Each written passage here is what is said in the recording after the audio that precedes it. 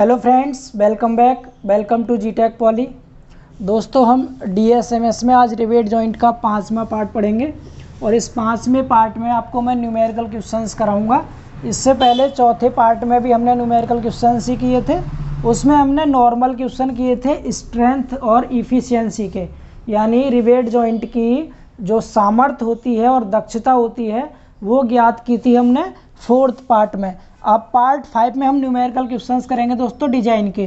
तो हमने चौथे पार्ट में 4 क्वेश्चन कंप्लीट कर लिए थे और अब 5वें पार्ट में हम क्वेश्चन नंबर 5 से स्टार्ट करेंगे, जिसमें कि हमें डिजाइन के क्वेश्चंस को सॉल्व करना है। मतलब हमें रिवेट जॉइंट का डिजाइन करना है। जितने भी पॉसिबल होंगे आज की क्लास में हम रिवेट जॉइंट के डिजाइन के सारे क्वेश्चंस कर लेंगे कवर। ठीक है, तो आपको पूरी वीडियो को बहुत ध्यान से देखना है। अगर आप चैनल पर नए हैं तो चैनल को सब्सक्राइब करके बेल आइकन दबा दीजिए, ताकि आने वाली हर एक नई वीडियो का नोटिफिकेशन सबसे पहले आपको मिल सके। तो चलिए दोस्तों, फिर स्टार्ट करते हैं हम अपना रिवेट जॉइंट का 5वां पार्ट न्यूमेरिकल क्वेश्चंस, जिसमें कि हम डिजाइन करने वाले हैं आज रिवेट जॉइंट का।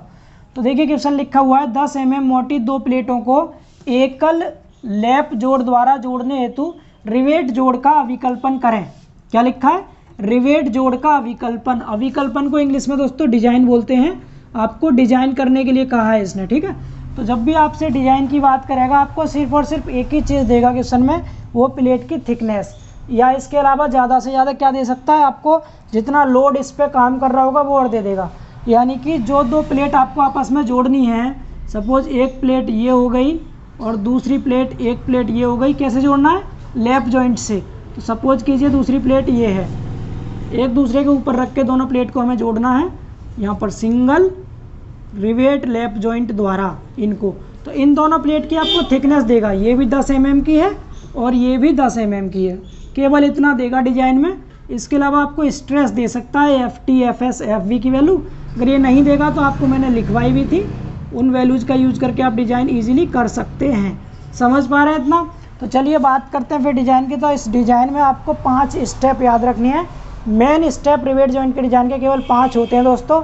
उन 5 स्टेप को मैं आपको थ्योरी की क्लास में बता चुका हूँ कौन कौन से स्टेप होते हैं, बट मैं यहाँ आपको क्वेश्चंस कराऊंगा तो क्वेश्चंस के साथ साथ आपको इसके स्टेप भी लिखता चलूँगा। आपको बहुत ध्यान से समझना है। तो देखिए स्टेप 1 की बात करते हैं। पहला स्टेप, सबसे पहला स्टेप होता है दोस्तों, हमें निकालना होता है इसमें thickness of plate, thickness of plate, thickness of plate and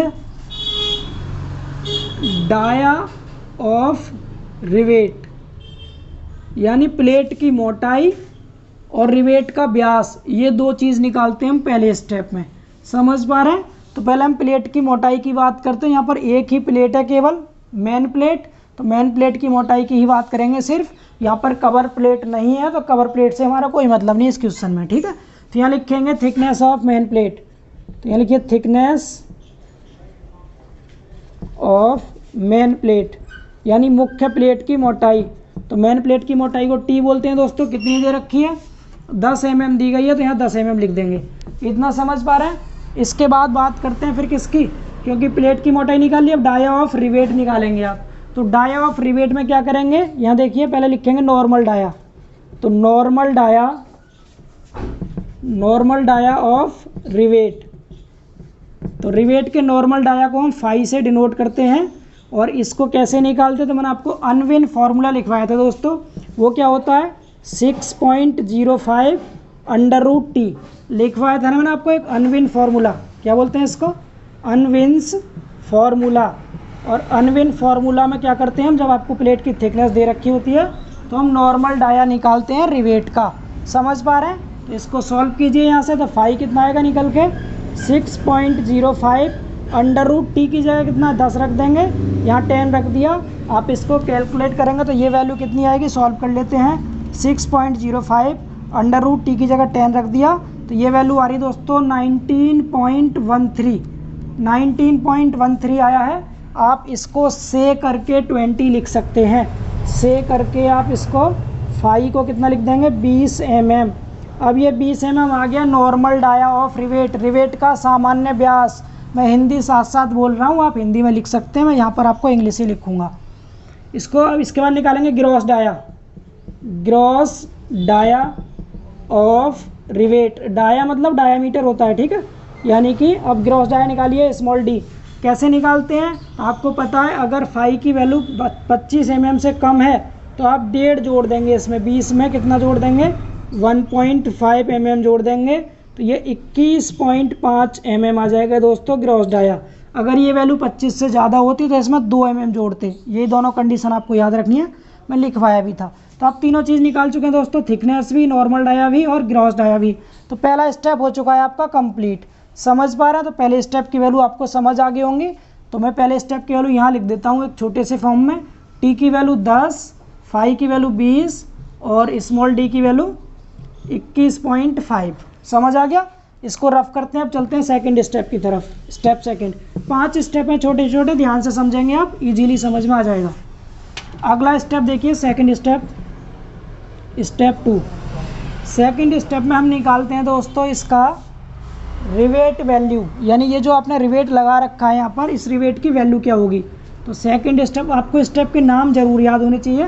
पहले स्टेप में प्लेट की मोटाई और प्लेट का व्यास निकालेंगे। दूसरे स्टेप में रिवेट मान निकालते हैं, रिवेट वैल्यू निकालते हैं, रिवेट वैल्यू। तो यहाँ लिखते हैं हम रिवेट वैल्यू।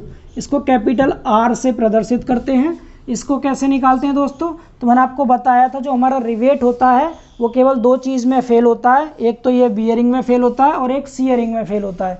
तो हम बियरिंग और सीयरिंग स्ट्रेंथ निकालेंगे, उनमें से जिसकी वैल्यू कम होगी वो हो जाएगी रिवेट वैल्यू। समझ पा रहे हैं। तो rivet value is equal to क्या होगी, minimum of P S and P V. P S और पी वी में से जो कम होगा वो हो जाएगी रिवेट वैल्यू। तो चलिए पी एस और पी वी निकाल लेते हैं। पी एस कहते हैं दोस्तों सीयर स्ट्रेंथ को, और सीयर स्ट्रेंथ का फॉर्मूला होता है N into π/4 D square into F S. Clear. तो एन की वैल्यू कितनी है, नंबर ऑफ रिवेट, एक रिवेट है केवल, तो यहाँ 1 से मल्टीप्लाई करेंगे, इंटू π/4 डी की जगह कितना पुट कर देंगे, डी की वैल्यू कितनी दे रखी है, अभी निकाली थी हमने 21.5 पहले स्टेप में, तो 21.5 रख दिया आपने, इसका स्क्वायर इंटू एफ एस की वैल्यू कितनी है, क्वेश्चन में दे रखी है आपको एफ एस 90 है, इसको 90 पुट कर दिया। तो यहाँ से जो वैल्यू आएगी निकल के पी एस की वो कितनी आ जाएगी, सॉल्व कर लीजिए इसको, π/4 इंटू 21.5 का स्क्वायर, 21.5 का स्क्वायर इंटू 190। तो ये वैल्यू आ रही है दोस्तों 3267.4.5। इतने न्यूटन आ गया ये सीयर स्ट्रेंथ। अब क्या निकालेंगे, पीवी, जिसको कहते हैं बियरिंग स्ट्रेंथ। अब पीवी का फॉर्मूला क्या होता है, N into D into T और इंटू में एफ बी। तो एन की वैल्यू 1, इसके बाद डी की वैल्यू 21.5 इंटू टी की वैल्यू, थिकनेस कितनी है 10 है, 10 रख देंगे यहाँ, इंटू में एफ बी की वैल्यू कितनी है दोस्तों 270, ये रख दिया। इसको सॉल्व कीजिए तो कितना हो जाएगा ये 21.5 इंटू 10 इंटू 270, तो ये आ रहा है 58050, इतना न्यूटन। अब आर की वैल्यू क्या होगी, यहाँ से रिवेट वैल्यू क्या होगी, इन दोनों में से कम कौन सा है, ये 32,674 है और ये 58,050 है ये, ठीक है। तो इनमें से कौन सा कम है, 32,000 वाला कम है, तो ये आ जाएगा 32674.5, इतना न्यूटन। आप इसको से करके कितना लिख सकते हैं, 32675 न्यूटन, 32,675 न्यूटन आ गई रिवेट वैल्यू। सेकंड स्टेप भी आई होप सो समझ आ गया होगा आपको। अब बात करते हैं तीसरे स्टेप की। देखिए स्टेप 3, ठीक है। स्टेप 3 में क्या निकालेंगे हम, स्टेप 3 में निकालते हैं पिच। स्टेप 3 में निकालेंगे यहाँ से पिच, ठीक है। लिख लीजिए यहाँ से पिच ऑफ रिवेट, रिवेट की पिच निकालेंगे। तो पिच निकालने के लिए आपको सिंपल सा फॉर्मूला याद रखना, मैं लिखवाया भी था आपको। जो पीटी होता है, पीटी यानी टेंसाइल स्ट्रेंथ, उस टेंसाइल स्ट्रेंथ को दोस्तों हम किसके बराबर रखेंगे, रिवेट वैल्यू के बराबर रख देते हैं। ये फॉर्मूला आपको छोटा सा याद रखना है। तो पीटी की वैल्यू रखिए, कितनी है पीटी की वैल्यू, पीटी की वैल्यू आई थी कितनी, फॉर्मूला होता है पीटी का small P minus D into T into F T बराबर आर की वैल्यू अभी भी निकाले थे आप, आर की वैल्यू साइड में यहाँ लिख दे रहा हूँ, जो निकालता चलूँगा। ये सेकंड स्टेप की वैल्यू थी 32,675 न्यूटन, ठीक है। ये दूसरा स्टेप था, ये पहला स्टेप था, तो यहाँ रख दिया। अब यहाँ से आप पिच निकालिए, तीसरे स्टेप की वैल्यू पिच क्या आएगी निकल कर, पिच आपको निकालना है यहाँ से। माइनस डी की वैल्यू कितनी है, डी है 21.5 इंटू टी की वैल्यू, टी दे रखा है 10 इंटू एफ टी की वैल्यू, एफ टी है 150 बराबर 32,675, ठीक है। यहाँ से पिच निकालेंगे, इन दोनों को मल्टीप्लाई करके इधर लाएंगे तो डिवाइड में आ जाएगा ये। तो मैं कैलकुलेट कर देता हूँ कितना आ रहा है ये है 32,675 और डिवाइड बाई 1500 हो जाएगा ये। इसको डिवाइड किया तो 21.78 आ गया। अब इसको इधर लाएंगे प्लस हो जाएगा, इधर आके इसमें प्लस कर दीजिए 21.5, तो ये आ रहा है 43.28, यानी पिच जो आ गया कितना आ गया 43.28, या फिर आप इसको से करके लिख सकते हैं कितना, P बराबर 45 mm लिख दीजिए, या 44 भी लिख सकते हैं। अब आपको मिनिमम पिच का, और यहाँ पर देखिए पिच तो ये निकाल लिया आपने फॉर्मूले के अकॉर्डिंग जो कि 45 mm आई है, लेकिन यहाँ पर इस पिच को चेक करना होता है तो वो नोट भी याद रखेंगे आप। जो मिनिमम पिच होता है P मिनिमम, वो मैंने आपको लिखवाया था कितना होता है 2.55, आप इसको 2.5 से याद रख सकते हैं, तो 2.5 से रखेंगे आप, तो 2.5 ये हो गया इंटू 5 की वैल्यू कितनी है, 5 नॉर्मल डाया होता है 20 दे रखा है। जब आप इसको करेंगे कितना आ गया है 20 दूनी 40 और 10 50, यानी 50 mm आ रहा है। तो मिनिमम पिच ये है, इससे कम पिच नहीं होनी चाहिए, जबकि ये कितनी है 45 है, तो हम इसको यूज नहीं करेंगे। मिनिमम पिच कौन सी लेंगे, ये वाली यूज़ करेंगे, क्योंकि कम से कम ये होनी चाहिए, ठीक है। और जो मैक्सिमम पिच है पी मैक्स, वो कितना लेते हैं, तो वो लेते हैं दोस्तों 32 टी लेते हैं, या फिर 300 mm, 32 टी या 300 mm। देखिए इनमें से कौन सी वैल्यू आती है 32 इंटू टी की जगह कितना रखेंगे 10 है, 10 हो गया, तो कितना आ गया 320, या फिर 300 mm जो भी कम होगा इनमें से, तो 300 mm कम है तो मैक्सिमम पिच ये रहेगी, मिनिमम ये रहेगी। तो आपको पिच कौन सी यूज़ करनी है, आपको ये वाली। इसको ध्यान रखेंगे, इस पिच की वैल्यू अगर इस 50 से ज़्यादा होती तब तो हम इसे ले लेते, कम से कम 50 होनी चाहिए, और ये 50 से भी कम है तो इसे यूज नहीं करेंगे। पिच क्या रहेगी ये वाली, तब पिच की वैल्यू क्या रहेगी, यहाँ से लिख लेंगे पिच इक्वल टू हो जाएगा 50 mm। ये तीसरा स्टेप हो गया, पिच निकल गया। अब चौथा स्टेप देखिए, पूरे 5 स्टेप में डिजाइन का क्वेश्चन है दोस्तों। एक क्वेश्चन के लिए पूरा आधा घंटा मिलेगा आपको एग्जाम में करने के लिए, तो ये 30 मिनट का क्वेश्चन रहता है। आप इसको ईजिली कर कितना भी आराम से करेंगे तब भी 15 से 20 मिनट में कर सकते हैं, ठीक है। तो ध्यान से समझते चलिए बस, और सारे स्टेप्स फॉलो करेंगे हम। अब आते हैं चौथे स्टेप पर। स्टेप 4 हमने पिच भी निकाल लिया, ठीक है। इसके बाद हम निकालेंगे नंबर ऑफ रिवेट्स, लेकिन नंबर ऑफ रिवेट्स दोस्तों हम तभी निकाल सकते हैं, हम निकालते हैं, जो मैं बता दूं आपको स्टेप 4 क्या होता है। नंबर ऑफ रिवेट्स होता है, रिवेट्स जिसका फॉर्मूला होता है n बराबर, जो भी आपका यहाँ पर कोई फोर्स दिया होता है, यानी कि अगर आपको फोर्स दे रखा होता तब आप नंबर ऑफ रिवेट्स निकाल सकते थे। उस फोर्स में रिवेट वैल्यू से डिवाइड करके आप नंबर ऑफ रिवेट निकाल देते, लेकिन यहाँ पर फोर्स नहीं दे रखा कि इस रिवेट जॉइंट पे कितना बल कार्य कर रहा है, तो इसीलिए हमें चौथा स्टेप फॉलो नहीं करना है। आपका क्वेश्चन यहीं कंप्लीट हो जाता है। ये क्वेश्चन केवल 3 स्टेप का था। अगर आपको बल भी दिया होता इस क्वेश्चन में, फोर्स की वैल्यू दी होती, तो आप इस फोर्स में रिवेट वैल्यू से डिवाइड करके आप नंबर ऑफ रिवेट निकाल लेते, रिवेट की संख्या निकाल देते। बट यहाँ पहले से ही आपको रिवेट की संख्या दे रखी थी, इसलिए आपको निकालने की ज़रूरत नहीं है। और 5वां स्टेप क्या होता है, 5वां स्टेप भी मैं आपको यहाँ बता दूँ क्या रहता है। 5वां स्टेप रहता है चेक करते हैं इसको, ठीक है। 5वें स्टेप में चेक करेंगे, और चेक करने पर क्या देखेंगे, आप स्ट्रेंथ निकालेंगे रिवेट जॉइंट की, और स्ट्रेंथ ज़्यादा आनी चाहिए जो भी आपको बल दिया होगा उससे। अब जब यहाँ पर आपको फोर्स दिया ही नहीं है, तो इन दोनों स्टेप को आपको फॉलो नहीं करना, केवल 3 स्टेप में आपका क्वेश्चन कंप्लीट हो चुका है दोस्तों। तो वो तीनों स्टेप में क्या कौन सी वैल्यू आपने निकाली, केवल आपको ये 5 वैल्यू निकालनी थी 3 स्टेप में, और ये क्वेश्चन आपका हो गया कंप्लीट। अब बात करते हैं इसके बाद अगले क्वेश्चन की, रिवेट जॉइंट का अगला क्वेश्चन की बात करते हैं। अगला क्वेश्चन हम ऐसा ले लेंगे जिसमें कि आपको ये फोर्स भी दे रखा हो, ठीक है, जिसमें F दे रखा हो, ऐसा क्वेश्चन एक और सॉल्व कर लेते हैं। चलिए बात करते हैं फिर अगले क्वेश्चन की। देखिए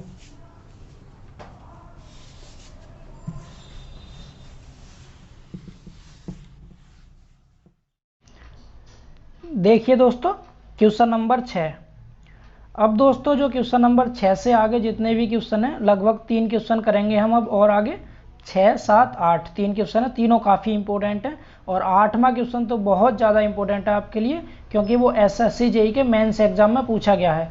इसीलिए आपको पूरी वीडियो को बहुत ध्यान से देखना है। अब जो मैं क्वेश्चन कराऊंगा दोस्तों आपको आगे, उन सभी क्वेश्चंस को मैं स्लाइड की फॉर्म में कराऊंगा, जिससे कि आपका टाइम बच सके, क्योंकि आप जानते हैं दोस्तों डिजाइन के क्वेश्चंस में काफ़ी टाइम लगता है। इसलिए क्वेश्चंस को मैंने पहले ही लिख लिया है, उनको सॉल्व भी कर लिया है। मैं आपको क्वेश्चंस को जल्दी से समझा देता हूं, ताकि हमारी वीडियो भी ज़्यादा लेंथी ना हो और क्वेश्चंस भी आप अच्छे से समझ सकें। ठीक है, तो चलिए क्वेश्चन नंबर 6 में एक बार पढ़ता हूँ, फिर आपको समझाता हूँ। थोड़ा सा ध्यान से समझिएगा, आप इजीली समझ सकते हैं, क्योंकि 5वें क्वेश्चन में मैंने आपको बोर्ड पर सभी डिजाइन के स्टेप्स बता दिए, क्वेश्चन को सॉल्व करके भी आपको दिखा दिया बोर्ड पर, तो आप इजीली इसको समझ सकते हैं। तो देखिए क्वेश्चन नंबर 6 में एक बार पढ़ता हूँ। पहले क्वेश्चन 6 में लिखा है, देखिए, एक 75 गुणा 50 गुणा 8 mm एंगल 10 mm मोटी गसेट प्लेट के साथ तान अंग यानी टेंशन मेंबर के रूप में जोड़ा गया है। यदि तनन बल 85 किलो न्यूटन हो तथा अनुगेय प्रतिबल Fs बराबर 100, Fv बराबर 300 हो, तो 18 mm व्यास के रिवेटों की संख्या ज्ञात कीजिए। जी हाँ दोस्तों, ये क्वेश्चन डिजाइन का नहीं है, यहाँ पर केवल डिजाइन का एक सिंगल स्टेप पूछा गया है, जिसमें कि आपको क्या निकालना है, रिवेटों की संख्या। अब तक दोस्तों हम जो पूरे 5 स्टेप करते थे, उनमें से यहाँ पर केवल एक सिंगल स्टेप पूछा गया है, रिवेट की संख्या। तो इस क्वेश्चन में दोस्तों आपको डिजाइन नहीं करना है, इसमें केवल और केवल आपको रिवेट की संख्या निकालना है। लेकिन हम चलेंगे अपने सिस्टेमिक तरीके से ही। जैसे मैंने आपको क्या बताया था, पहले स्टेप में हम क्या निकालते हैं, टी निकालते थे, फाई निकालते थे, डी निकालते थे। दूसरे स्टेप में रिवेट वैल्यू निकालते थे आर। तीसरे स्टेप में हम क्या निकालते थे, पी निकालते थे, पिच। और चौथे स्टेप में दोस्तों हम निकालते थे रिवेट, नंबर ऑफ रिवेट्स यानी रिवेट की संख्या। तो हमें केवल चौथा स्टेप ही फॉलो करना है, पहले 3 स्टेप को यूज नहीं करना है। ये क्वेश्चन डिजाइन का नहीं है, ये नॉर्मल क्वेश्चन है, तो इसलिए इसको ध्यान से समझते हैं। अब देखिए मैंने आपको डायग्राम भी दिखा रखा है, जो इसने दे रखी है एंगल और गजेट प्लेट, उसका डायग्राम बना दिया है। हालांकि इस डायग्राम का इस क्वेश्चन में कोई यूज नहीं है, जब मैं आपको टेंशन मेंबर चैप्टर पढ़ाऊंगा तो वहाँ बहुत ज़्यादा यूज होगा इसका। लेकिन मैं आपको फिर भी थोड़ा सा बता देता हूँ कि इस एंगल और गजेट प्लेट का मतलब क्या है। देखिए एंगल और गजेट प्लेट दोस्तों जब भी एक साथ जोड़े जाते हैं तो वो एक टेंशन मेंबर की तरह काम करते हैं, तान अंग की तरह, जो कि आपके स्टील का 5वां चैप्टर है टेंशन मेंबर। मैं आपको वो पढ़ाऊंगा, बिल्कुल परेशान ना हो आप। तो यहाँ पर देखिए मैंने क्या किया, ये तो गजेट प्लेट बना दी पहले एक, ये गजेट प्लेट है इधर, ठीक है, ये गजेट प्लेट है जो कि कितनी दे रखी है, 10 mm मोटाई की दे रखी है प्लेट की मोटाई। अब इसके साथ एक एंगल जोड़ रखा है इधर, ये दिख रहा होगा आपको, यहाँ पर ये एंगल लगा दिया, ठीक है। एंगल का साइज क्या दे रखा है, 75 × 50 × 8, यानी जो इसकी एक लेग है ये वाली, ये तो हो गई 75 की, ये वाली कितने की है, 50 की, और जो इसकी मोटाई है ये मोटाई कितनी है, 8 mm। समझ पा रहे हैं आप, ये डायग्राम था। मैंने इसको इधर भी दिखा रखा, देखिए ये तो इधर एंगल बन गया, इधर यहाँ से यहाँ तक का इतना एंगल है, और ये इधर को गजेट प्लेट बना रखी है इधर ये, और बीच में मैंने यहाँ पर रिवेट्स लगा रखे हैं। समझ पा रहे हैं, तो ये डायग्राम है, डायग्राम का यहाँ पर यूज नहीं था, लेकिन मैंने फिर भी आपको बना के दिखा दिया है। अब चलिए क्वेश्चन की बात करते हैं, क्वेश्चन सॉल्व करते हैं अपना। तो सबसे पहले क्वेश्चन में आपको क्या दे रखा है दोस्तों, पहले दिया है थिकनेस ऑफ प्लेट, जो कि 10 mm दे रखी थी, 10 mm टी लिख दिया। हम स्टेप के तरीके से ही करेंगे, बट यहाँ स्टेप नहीं लिखेंगे, ठीक है। इसके बाद आपको टेंशन फोर्स दे रखा है, देखिए ये दे रखा टेंशन फोर्स कितना, 85 किलो न्यूटन, तो 85 किलो न्यूटन एफ की वैल्यू लिख दी। इसके बाद क्या दिया आपको, नॉर्मल डाया दे रखा है दोस्तों, नॉर्मल डाया ये रहा 18 mm व्यास, नॉर्मल डाया फाई दे दिया 18 mm। जब हमें नॉर्मल डाया पता हो रिवेट का फाई, तो हम ग्रॉस डाया निकाल सकते हैं इजीली। ग्रॉस डाया को क्या बोलते हैं, स्मॉल डी। कैसे निकालते हैं, अगर ये 25 से कम हो तो 1.5 mm जोड़ देते हैं, तो 18 में 1.5 जोड़ा आपने, कितना हो गया, 19.5 mm हो गया। अब आपसे क्वेश्चन में पूछा क्या गया दोस्तों, आपसे क्वेश्चन में पूछा है इसने रिवेटों की संख्या, तो हम नंबर ऑफ रिवेट्स निकालना, जो कि चौथा स्टेप होता है हमारा। और इसका फॉर्मूला मैंने आपको अभी भी बताया था, क्या होता है, n बराबर F/R होता है। तो हमें क्या चाहिए, एक तो F चाहिए और एक R चाहिए। तो दोस्तों F तो आपको क्वेश्चन में दे रखा है, कितना दिया है, 85 किलो न्यूटन। अब मेन काम रह गया हमारा R निकालना। तो सबसे पहले हम R निकालेंगे, जो कि आपका सेकंड स्टेप होता है R। अब R कैसे निकालते हैं, तो R मैंने आपको बता रखा है, रिवेट वैल्यू कैसे निकालते हैं दोस्तों। तो रिवेट वैल्यू क्या होती है, minimum of PS and PV, यानी PS और PV में से जो कम होता है वो होता है रिवेट वैल्यू। अभी मैंने पिछले क्वेश्चन में आपको बताया था। तो पहले लिखेंगे PS, ठीक है। PS का फॉर्मूला, शियरिंग स्ट्रेंथ का फॉर्मूला क्या होता है, N गुणा π/4 d² × Fs। क्लियर, N का मतलब नंबर ऑफ रिवेट्स, एक सिंगल रिवेट से जोड़ा है, एक ले लिया, π/4, D की वैल्यू 19.5 रख दी, Fs का मान 100 रख दिया, जो कि सब कुछ हमें ऊपर पता है। यहाँ पर आप देख सकते हैं, इधर मैंने सारे डेटा लिख रखा है, आप समझ गए होंगे, ठीक है। तो हमने यहाँ पर क्या किया, इसको कैलकुलेट किया तो इसकी वैल्यू कितनी आ गई 29,864.76 न्यूटन। इसके बाद निकालेंगे पीवी। पीवी निकालेंगे तो कैसे निकालेंगे इसको, फॉर्मूला आपको पता है एन गुणा D into T into F B होता है। तो एन की वैल्यू 1 है, डी की वैल्यू ग्रॉस डाया 19.5, मोटाई प्लेट की 10 थी और एफ बी की वैल्यू 300 दे रखी है। इसको कैलकुलेट किया 58,500 न्यूटन आ गया। अब इन दोनों में से जो कम होता है दोस्तों वो होता है रिवेट वैल्यू, क्लियर। तो दोनों में कौन सा कम है, 58,000 कम है या 29,000, तो 29,864 कम है। तो हमने इसको लिख दिया रिवेट वैल्यू। रिवेट वैल्यू क्या आ गई हमारी 29,865 न्यूटन, ठीक है, सॉरी। तो यहाँ पर आपको 29,864.76 था, मैंने इसको 65 कर दिया, पूरा कर सकते हैं आप ऐसा डिजाइन में, ठीक है। तो ये हो गया आर की वैल्यू। अब आपको नंबर ऑफ रिवेट्स निकालना है। फॉर्मूला आपको पता ही है क्या होता है, एफ अपॉन आर होता है। दोनों की वैल्यू पुट कर देंगे। एफ दे रखा था 85 किलो न्यूटन, इसको न्यूटन में चेंज करेंगे तो 85,000 हो गया ये। अपॉन में आर की वैल्यू यहाँ पुट कर दी, दोनों का डिवाइड किया तो 2.84 आ रहा है, यानी कि 2.84। तो 2 रिवेट तो पूरे लगाने हैं, अभी क्या रखा है 0.8, तो 0.8 तो कोई रिवेट होगा नहीं दोस्तों, आधा रिवेट तो हम यूज करेंगे नहीं, इसलिए पूरा ही रिवेट मान लेते हैं इसको। 2 से चाहे थोड़ा सा ही ज़्यादा क्यों ना हो, 2.1 ही क्यों ना हो, तब भी हम 3 रिवेट लिखेंगे। समझ पा रहे हैं। तो नंबर ऑफ रिवेट्स कितने आ गए आपके, नंबर ऑफ रिवेट्स आ गए दोस्तों 3। तो इस क्वेश्चन का आंसर क्या हो गया 3 हो गया। आसान क्वेश्चन था, बहुत आसान क्वेश्चन था। सिंगल ये फॉर्मूला आपको यूज करना था, एक एफ निकालना, एफ दिया था, आर निकालना था, वैल्यू पुट करके हमने एन की वैल्यू निकाल दी। आई होप सो आपको छठा क्वेश्चन समझ आ गया होगा। चलिए बात करते हैं दोस्तों अब अगले क्वेश्चन की। देखिए हम टाइम को काफ़ी सेव करेंगे, मैंने इसलिए आपके लिए क्वेश्चन पहले ही लिख लिए हैं दोस्तों, तो आपको वीडियो को लाइक भी करना है, ठीक है। अब देखिए 7वां क्वेश्चन पढ़ते हैं, क्या लिखा है 7वें क्वेश्चन में। लिखा है, देखिए इसमें लिखा है 16 mm मोटी 2 इस्पातीय प्लेटों को 22 mm व्यास के रिवेटों द्वारा तिहरे रिवेट लैप जोड़, कैसा तिहरा यानी ट्रिपल रिवेट लैप जॉइंट है ये, में जोड़ना है। रिवेट की दक्षता 75% है, 75% दे रखी है इसकी इफिशियंसी। रिवेट की पिच आपको ज्ञात करनी है दोस्तों। अब यहाँ पर आपको एक चीज़ ध्यान रखना है, जो चीज़ आपको दे रखी है क्वेश्चन में क्या दिया है, दक्षता दी है, तो हम दक्षता के फॉर्मूले से ही पिच निकालेंगे, हम अपने स्टेप वाले रूल से नहीं निकालेंगे। ये भी बिना डिजाइन का क्वेश्चन है, नॉर्मल क्वेश्चन है, इफिशियंसी आपको यहाँ से पूछ ली गई है। समझ पा रहे हैं इतना। तो चलिए बात करते हैं F T F S F B की वैल्यू आपको क्वेश्चन में दी है। क्वेश्चन आप समझ गए इजीली क्या है, ठीक है। तो आपको क्या निकालना है, दक्षता की हेल्प से रिवेट की पिच निकालनी है। और रिवेट कैसा है, ट्रिपल रिवेट लैप जॉइंट है दोस्तों, ठीक है। तो ट्रिपल रिवेट लैप जॉइंट का मैंने यहाँ डायग्राम बना रखा है। एक प्लेट नीचे ये है, दूसरी प्लेट इसके ऊपर रख रखी है और यहाँ पर 3 रिवेट्स लगा रखे हैं हमने। समझ पा रहे हैं आप लोग, 3 रिवेट लगा दिए तो क्या हो गया ये ट्रिपल रिवेट लैप जॉइंट। अब देखिए आपको क्या क्या वैल्यू दे रखी है क्वेश्चन में, एक बार वैल्यू देख लेंगे। सबसे पहले आपको 16 mm की, दोनों मोटाई 16 mm था, ये भी और ये भी दोनों 16 mm है। तो थिकनेस ऑफ प्लेट कितना हो गया दोस्तों 16 mm, यहाँ तक समझ पा रहे हैं। अब आपको इसके बाद क्या दिया है 22 mm व्यास है, तो जो व्यास दिया होता है क्वेश्चन में वो नॉर्मल डाया होता है, तो फाई दे दिया आपको कितना 22 mm। जब फाई दिया है तो हम स्मॉल डी निकाल सकते हैं इजीली। स्मॉल डी कैसे निकालते हैं, 1.5 mm जोड़ देंगे, 25 से कम है इसलिए, तो 23.5 mm हो गया ये, इतना समझ गए। इसके बाद देखिए आपको दिया क्या है क्वेश्चन में, इफिशियंसी दे रखी है दक्षता, तो हम पहले दक्षता का फॉर्मूला लिखेंगे। आप सभी जानते हैं दक्षता का फॉर्मूला क्या होता है दोस्तों। तो दक्षता का जो फॉर्मूला होता है वो होता है स्ट्रेंथ ऑफ रिवेट जॉइंट, यानी रिवेट जॉइंट की स्ट्रेंथ अपॉन में स्ट्रेंथ ऑफ सॉलिड प्लेट की स्ट्रेंथ। अब अगर आप इसकी वैल्यू इफिशियंसी की परसेंटेज में यूज करेंगे तब तो आपको यहाँ पर 100 से मल्टीप्लाई करना पड़ेगा। अगर आप वैल्यू को बिना परसेंट के यूज करेंगे तो 100 से मल्टीप्लाई नहीं करना है। समझ पा रहे हैं। तो अगर आप 0.75 यूज करते हैं यहाँ पर वैल्यू इसकी ईटा की जगह पे, तब तो यहाँ 100 से गुणा नहीं करेंगे, तो इसलिए मैंने क्या किया 100 से गुणा नहीं किया। कैलकुलेशन को इजी करने के लिए मैंने इसको 0.75 ले लिया है, परसेंट में यूज नहीं किया। अगर आप परसेंट में यूज करना चाहते हैं 75 का 75, तो इधर आपको 100 से गुणा करना पड़ेगा दोस्तों। समझ पा रहे हैं। तो मैंने यहाँ स्ट्रेंथ को दोस्तों पी से डिनोट कर दिया, कैपिटल पी से। और जो आपकी सॉलिड प्लेट की स्ट्रेंथ होती है इसका फॉर्मूला आपको पता ही है क्या होता है, small p into T into F T. यहाँ तक समझ आ गया। तो चलिए बात करते हैं वैल्यूज की। तो सबसे पहले हम वैल्यू के लिए स्ट्रेंथ निकालना पड़ेगा आपको, ये कैपिटल पी की वैल्यू निकालनी पड़ेगी, तभी तो आप स्मॉल p पिच निकाल पाएंगे, ठीक है। तो चलिए पहले निकालते हैं स्ट्रेंथ ऑफ रिवेट जॉइंट। तो स्ट्रेंथ ऑफ रिवेट जॉइंट कैसे क्या होती है, तो मैंने आपको बताया है थोड़ी देर पहले, ये भी क्या होती है PS, PV और PT, इन तीनों में से जो सबसे कम आता है, ठीक है, उसे कहते हैं हम स्ट्रेंथ ऑफ रिवेट जॉइंट।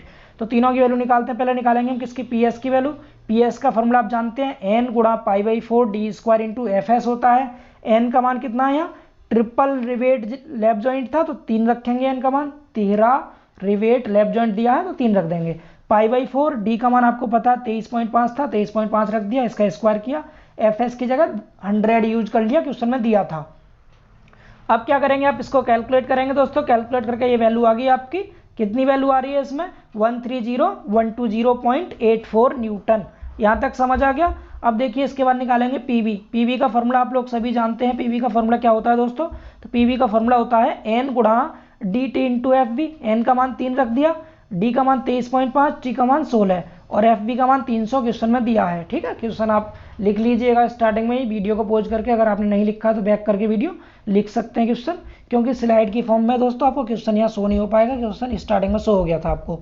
अब वहाँ से वीडियो पॉज करके लिख सकते हैं। थोड़ी सी मेहनत दोस्तों आप कर सकते हैं, जब मैं आपके लिए इतना कुछ कर रहा हूँ, खुद से सारा कंटेंट हाथ से लिख करके आपको PDF बना करके तब मैं आपको करा रहा हूँ, तो आपको भी थोड़ी सी मेहनत करनी चाहिए। ठीक है, तो चलिए इसको कैलकुलेट करते हैं। इसकी वैल्यू आ गई, यहाँ पर हमने निकाल दी, कितनी आ रही है, 338400 न्यूटन। अब इन दोनों में देखिए तीसरा फॉर्मूला क्या होता है, पीटी। पीटी का फॉर्मूला आप जानते क्या होता है, यानी small P minus D into T into F T. दोस्तों यहाँ पर हम इसे यूज नहीं करेंगे, क्योंकि आपको पिच तो निकालनी ही है, तो इसलिए पीटी तो निकालना नहीं है आपको। तो पी एस और पीबी में से जो कम आ रहा है इन दोनों में से वही हो जाएगी इसकी स्ट्रेंथ। समझ पा रहे हैं, तो स्ट्रेंथ क्या होगी दोस्तों, तो स्ट्रेंथ दोनों में से कौन सा कम है, तो आपको दोनों में से इनमें साफ साफ दिखाई दे रहा है, इनमें ये कितना, ये कम है इससे। ठीक है, तो कितना हो जाएगा ये, यानी स्ट्रेंथ कितनी आ जाएगी, 130,120.84 न्यूटन। अब इसकी वैल्यू जो है, ये पी की वैल्यू आई है, इसको इक्वेशन फर्स्ट में पुट कर दीजिए। इक्वेशन फर्स्ट से मेरा मतलब है दोस्तों, आप जो इफिशियंसी वाला फॉर्मूला था इसमें आप पुट कर दीजिए। ठीक है, इफिशियंसी वाला फॉर्मूले में पुट कर देंगे। एक मिनट, सॉरी। ठीक है, यहाँ देख लीजिए। हाँ, इस फॉर्मूले में इक्वेशन फर्स्ट ये था, तो आप इसमें इसको पुट कर देंगे इक्वेशन फर्स्ट में। पी की जगह पर रख देंगे स्मॉल पी निकालना। देखिए इफिशियंसी का मान रखिए, पी का मान रखिए, स्मॉल टी एफ टी सब रख देंगे, पी निकल जाएगा। तो हम रखते हैं, देखिए फॉर्मूले में यहाँ पर वैल्यू रख देते हैं, ये रख दी। तो देखिए इफिशियंसी की वैल्यू कितनी थी, 0.75, ये रख दिया। पी की वैल्यू भी निकालें, कैपिटल पी आ गया, स्मॉल पी निकालना है। मोटाई 16 mm दे रखी है और एफ टी का मान 150 था। सारी वैल्यू रखी, तो हमने क्या किया, पहले इसका मल्टीप्लाई इधर ले गए, इसको मल्टीप्लाई में इसके साथ गुणा हो जाएगी इसकी, तो आ जाएगा 1800 पी आ गया, बराबर में ये वैल्यू थी इधर वाली। अब इसको 1800 को नीचे डिवाइड में ले आएंगे तो पिच का मान आ जाएगा 72.28। इसको आप 73 mm भी कह सकते हैं पिच को। तो यहाँ से पिच कितनी आ गई दोस्तों, पिच आ गई 73 mm। ये हो गया आंसर। आई होप सो आपको ये भी समझ आ गया होगा, आसान क्वेश्चन था। चलिए बात करते हैं अगले और लास्ट क्वेश्चन की। इस क्वेश्चन को आपको बहुत ध्यान से समझना है दोस्तों। मैं क्वेश्चन पढ़ दूं एक बार। क्वेश्चन 8 क्या है, देखिए आप क्वेश्चन, इसमें लिखा है क्वेश्चन नंबर 8, बहुत ज़्यादा इंपॉर्टेंट है, ये SSC JEE के मेंस एग्जाम में पूछा गया है। इसमें लिखा हुआ है 200 mm गुणा 8 mm माप की 2 प्लेटों के लिए जिन पर तनन बल आ रहा है, 2 कवर प्लेटों के साथ बट जोड़ का अविकल्पन कीजिए। अनुगेय प्रतिबल Ft बराबर 150, Fs बराबर 90 और Fv बराबर 270 मान लें। इस क्वेश्चन में देखिए क्या दिया है आपको, क्या पूछा, ध्यान से सुनिएगा थोड़ा सा फिर से। यहाँ पर आपको प्लेट की एक तो मोटाई दे रखी है और एक चौड़ाई दे रखी है, 2 चीज़ दी है। ध्यान से सुनिएगा क्या दिया, चौड़ाई भी दे रखी है इस क्वेश्चन में, इसलिए ज़्यादा इंपॉर्टेंट हो जाता है क्वेश्चन। और साथ में क्या है, बट जॉइंट है दोस्तों। ठीक है, बट जॉइंट दे रखा है यहाँ पर आपको, और साथ में 2 कवर प्लेट का भी यूज करना है इस क्वेश्चन में आपको। ठीक है, तो आपको बट जॉइंट का डिजाइन करना है इस क्वेश्चन में। कवर प्लेट कितनी, 2 कवर प्लेट लगानी है, और क्वेश्चन में आपको इस बार चौड़ाई भी दे रखी है, प्लेट की भी दिया है क्वेश्चन में ऑलरेडी पहले से ही। स्टेप चेंज नहीं होंगे दोस्तों, स्टेप वही रहेंगे, बस थोड़ी कंडीशन बदल जाएंगी, क्योंकि यहाँ आपको बी दे रखा है। और जब मैंने आपको थ्योरी की क्लास कराई थी, जहाँ पर कि मैं आपको इसमें स्ट्रेंथ और इफिशियंसी पढ़ा रहा था, वहाँ मैंने बी का यूज बताया था आपको बहुत अच्छे से। ठीक है, तो इसीलिए उसी का यूज होगा यहाँ पर। तो चलिए स्टार्ट करते हैं जल्दी से इसका सॉल्यूशन। तो देखिए क्वेश्चन में क्या क्या दिया है आपको यहाँ पर। एक तो सबसे पहले हम स्टेप 1 से शुरू करते हैं, जो दिया होगा वो पुट कर देंगे, जो नहीं दिया उसे निकाल लेंगे। सबसे पहला स्टेप क्या रहता है दोस्तों, सबसे पहला स्टेप होता है हमारा thickness of plate and dia of rivet, first step. ठीक है, स्टेप सारे वही रहेंगे जो मैंने आपको 5वें क्वेश्चन में समझाए थे बोर्ड पर। ठीक है, तो सबसे पहले थिकनेस ऑफ प्लेट की बात करें तो यहाँ पर आपको मेन प्लेट की थिकनेस कितनी दे रखी है दोस्तों, thickness of main plate T बराबर 8 mm हो गया। और आगे देखिए फिर थिकनेस ऑफ कवर प्लेट, ठीक है, तो जो कवर प्लेट लगा रखी है दोनों साइड में, इधर और इधर, ये इनकी थिकनेस कैसे निकालते हैं, तो इसका फॉर्मूला मैंने आपको बता रखा है। क्या होता है 5/8 टी। तो टी का मान 8 mm आपको क्वेश्चन में दिया ही था, इसको पुट कर देंगे टी की जगह पे आप, तो 8 से 8 कट जाएगा, 5 mm आ जाएगा आपका थिकनेस ऑफ कवर प्लेट। इसके बाद आपको देखिए width of main plate B की वैल्यू दे रखी है क्वेश्चन में, तो बी बराबर 200 mm हमने लिख दिया क्वेश्चन के अकॉर्डिंग। अब इसके बाद हम निकालेंगे नॉर्मल डाया फाई का मान, तो नॉर्मल डाया ऑफ रिवेट यानी रिवेट का सामान्य व्यास निकालेंगे। तो इसके लिए मैंने आपको अनविन फॉर्मूला बता रखा है, क्या होता है 6.05, इसका फॉर्मूला होता है दोस्तों 6.05 √t। टी की जगह पे 8 रख दिया आपने, तो इसको 17.11 mm आ गया ये। इसको हम मान सकते हैं 18 mm, से करके 18 mm लिख दिया हमने। तो 18 mm अगर फाई का मान आ गया तो ग्रॉस डाया कितना हो जाएगा रिवेट का, 18-25 से कम होता है तो 1.5 mm जोड़ देंगे इसमें, तो ये 19.5 mm आ जाएगा, 19.5 mm डी की वैल्यू। तो यहाँ से हमारा स्टेप 1 कंप्लीट हो गया। इसमें हमने क्या क्या निकाला, टी निकाल लिया, T1 निकाल लिया, बी क्वेश्चन में दिया था फाई निकाल लिया और डी निकाल दिया। समझ पा रहे हैं। अब चलते हैं दोस्तों सेकंड स्टेप पर। सेकंड स्टेप क्या होता है, सेकंड स्टेप भी मैंने आपको बता रखा है दोस्तों। सेकंड स्टेप होता है हमारा रिवेट वैल्यू, ठीक है। तो रिवेट वैल्यू निकालेंगे इसमें। रिवेट वैल्यू क्या होती है, minimum of PS and PV. PS और पीवी में से जो मिनिमम होता है वो होती है रिवेट वैल्यू। तो पीएस निकालेंगे पहले, शियरिंग स्ट्रेंथ बोलते हैं इसको हम। तो शियरिंग स्ट्रेंथ कैसे निकालेंगे, तो यहाँ देखिए दोस्तों क्या था इस क्वेश्चन में। इस क्वेश्चन में दोस्तों आपको दिया था बट जॉइंट है, और इस बट जॉइंट में क्या कर रखा है उन्होंने, 2 कवर प्लेट यूज किए, एक ऊपर और एक नीचे। तो यहाँ पर जो दोस्तों शियरिंग होगी, यहाँ पर जो शियरिंग होगी दोस्तों, एक तो यहाँ होगी इस सरफेस पर, और एक शियरिंग नीचे वाले इस सरफेस पर होगी, तो डबल शियरिंग होगी। आपको मैंने पढ़ा रखा है जब भी डबल कवर बट जॉइंट होता है तो उस केस में डबल शियरिंग होती है। तो जो आप पीछे फॉर्मूला यूज कर रहे थे n गुणा π/4d² इंटू fs, इसमें क्या करेंगे आप आगे 2 से गुणा कर देंगे, क्योंकि यहाँ डबल शियरिंग होती है इसीलिए। तो 2 से गुणा किया इंटू n π/4d² fs, इसमें वैल्यू पुट करेंगे। 2 गुणा n का मान 1 रख दिया, d का मान यहाँ d की जगह 19.5 रख दिया, fs का मान 90 रख दिया। इसको जब हम कैलकुलेट करेंगे दोस्तों तो इसकी वैल्यू आएगी 53756.57 न्यूटन। ये ऊपर वाली वैल्यू गलत है, इसको नहीं लिखेंगे आप, नीचे वाली ध्यान रखेंगे, ठीक है। तो कितना आ रहा है 53756.57 न्यूटन। ये हो गया पीएस का मान। अब देखेंगे पीवी का मान। पीवी की वैल्यू फॉर्मूला क्या होता है, n गुणा D into T into F V, ठीक है। ये होता है, क्योंकि इसमें 2 से गुणा नहीं करेंगे, 2 से गुणा केवल शियरिंग के केस में करते हैं।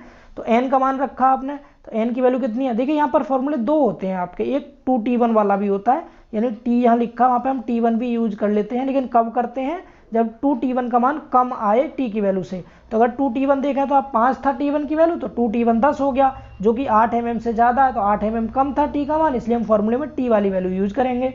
समझ पा रहे हैं ना। तो यहाँ पर आप फॉर्मूले में वैल्यू पुट कर देंगे, तो यहाँ से फॉर्मूले में जब वैल्यू रखी है आपने, इसकी वैल्यू पुट करेंगे, n का मान 1 रख दिया, d का मान 19.5, t का मान 8, fv का मान 270।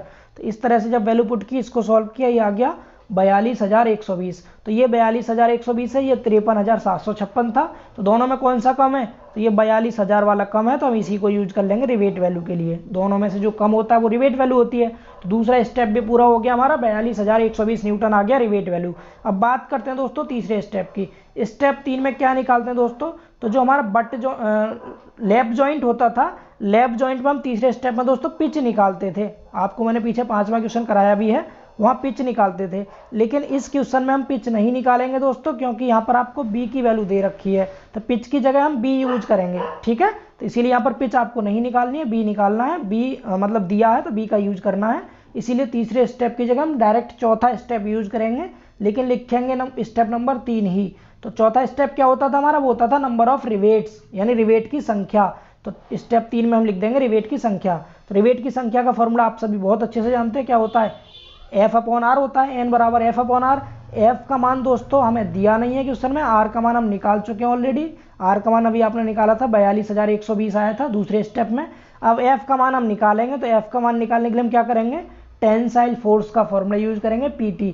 अब PT का फॉर्मूला आपको पता है, यहाँ B की जगह P होता था, पिच स्मॉल p। लेकिन मैंने क्या बताया अभी जब आपको क्वेश्चन में B दे रखा हो तो आप स्मॉल पिच P की जगह पे B को यूज कर लेंगे, आपको P यूज नहीं करना है। तो B minus D into T into F T हो जाएगा। सारी वैल्यू पुट कर दीजिए इसमें। B का मान 200 रख दिया, D का मान 19.5, T का 8 और FT का मान 150। इसको कैलकुलेट किया, ये कितना आ गया 2,16,600 न्यूटन आ गया। 216600 एफ का मान आ गया। इसके बाद अब हम वैल्यू पुट कर देंगे एफ और आर की। तो आपने एफ का मान ये रख दिया यहाँ पर, आर का मान दूसरे स्टेप से यहाँ रख दिया। तो एन का मान कितना आ गया 5.14। ठीक है, तो 5.14 का मतलब 5 से थोड़ा सा ज़्यादा आ रहा है, तो 5 रिवेट तो पूरे यूज करेंगे। अब जब थोड़ा ज़्यादा आ रहा है तो हम 5 से कुछ ज़्यादा तो ले देंगे, इसलिए क्या करेंगे सीधे 6 ले लेंगे इसको। तो क्या करेंगे 6 रिवेट हम यूज करेंगे। तो तीसरा स्टेप भी हमारा पूरा हो गया। हमें नंबर ऑफ रिवेट्स कितने यूज करने हैं दोस्तों, 6 रिवेट यूज करने हैं। ठीक है, अब इसका मैं डायग्राम भी बना दे रहा हूँ आपको। इन 6 रिवेट को हम अरेंज कैसे करेंगे डिजाइन में अपनी प्लेट्स में।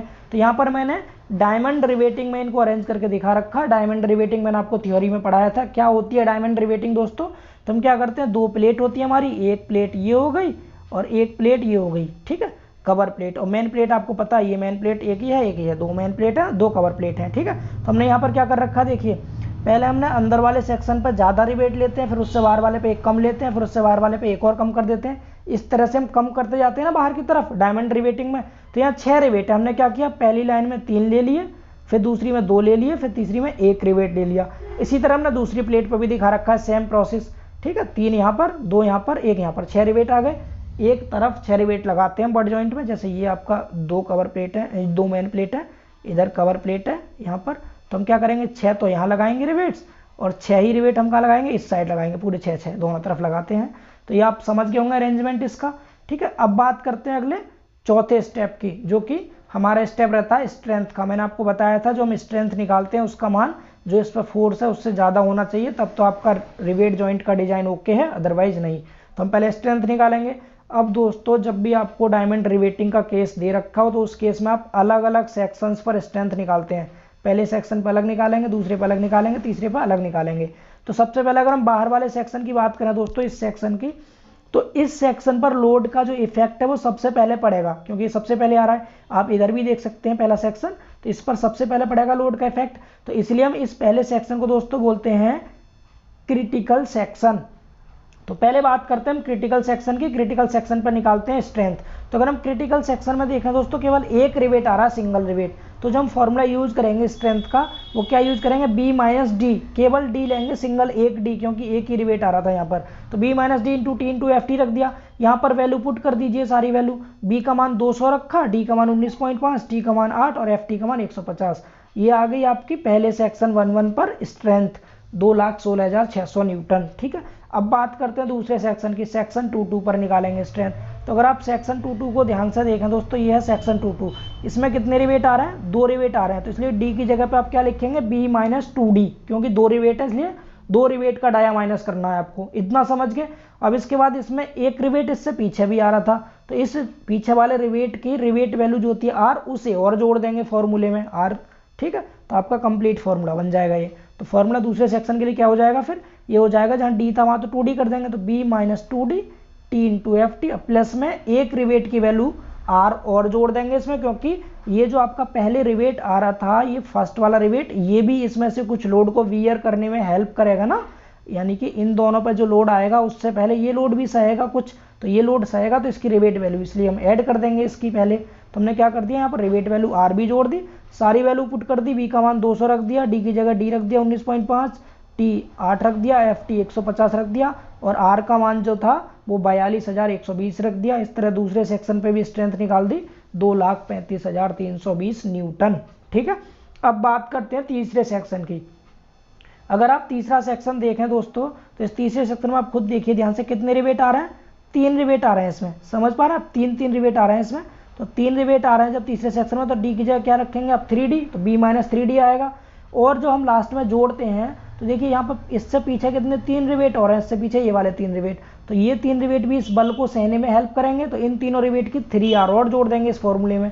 तो इसीलिए फॉर्मूला क्या बन जाएगा आपका यहाँ से, तो यहाँ से फॉर्मूला बन जाएगा दोस्तों, b माइनस डी की जगह 3d रखेंगे, तो b minus 3d T F T, plus में 3r कौन सा, तीसरे सेक्शन से पहले जो 3 रिवेट आ रहे थे उसके लिए। सारी वैल्यूज को हमने यहाँ पुट कर दिया। अगर आप P3 की वैल्यू निकाली तीसरे सेक्शन पे स्ट्रेंथ, तो वो आ गई कितनी, 2,96,160 न्यूटन।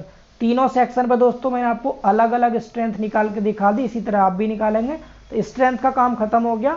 अगर हम बात करें पूरे 6 रिवेट्स की स्ट्रेंथ की, तो हम क्या करेंगे, सभी 6 रिवेट की एक्चुअल स्ट्रेंथ P जो होगी वो हो जाएगी 6 गुणा R, क्योंकि R की जो वैल्यू थी दोस्तों वो क्वेश्चन में दे रखी थी। ठीक है, तो R का मान यहाँ पुट कर दीजिए, सॉरी हमने R की वैल्यू जो थी दोस्तों वो निकाली थी दूसरे स्टेप में, तो R की वैल्यू यहाँ पुट कर दीजिए, 6 गुणा R की वैल्यू रखा, तो यहाँ से जो वैल्यू आ गई वो आ गई 2,52,720 न्यूटन।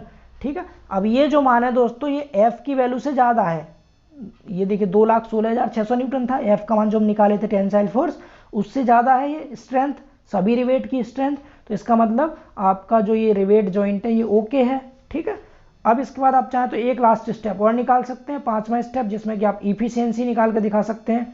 तो इफिशियंसी कैसे निकालते हैं, तो फॉर्मूला क्या होता है, actual strength upon solid plate की स्ट्रेंथ, ठोस प्लेट की सामर्थ्य। तो एक्चुअल स्ट्रेंथ कितनी है, जो एक रिवेट की स्ट्रेंथ आई थी P1 का मान कितना था, वो ये था 2,16,600। इसमें क्या करेंगे हम, सॉलिड प्लेट जो थी हमारी सॉलिड प्लेट, जिसमें कि आपको 8 mm मोटाई थी और 200 mm चौड़ाई थी, तो मैंने आपको बताया ही था, फॉर्मूला आप लगाते थे P × T × FT। तो अब क्या करेंगे, अब P की जगह क्या यूज़ करेंगे, B यूज़ करेंगे, कितना 200 गुणा T का मान 8 था और FT का मान 150 रख दिया। इसको टोटल को कैलकुलेट किया तो कितना आ गया, ये 90.25%। ठीक है, तो ये इफिशियंसी भी आप निकाल चुके हैं, 90.25% आ गई इफिशियंसी। पांचों स्टेप हो चुके हैं दोस्तों आपके इस क्वेश्चन के कंप्लीट, 8वां क्वेश्चन भी कंप्लीट हो गया।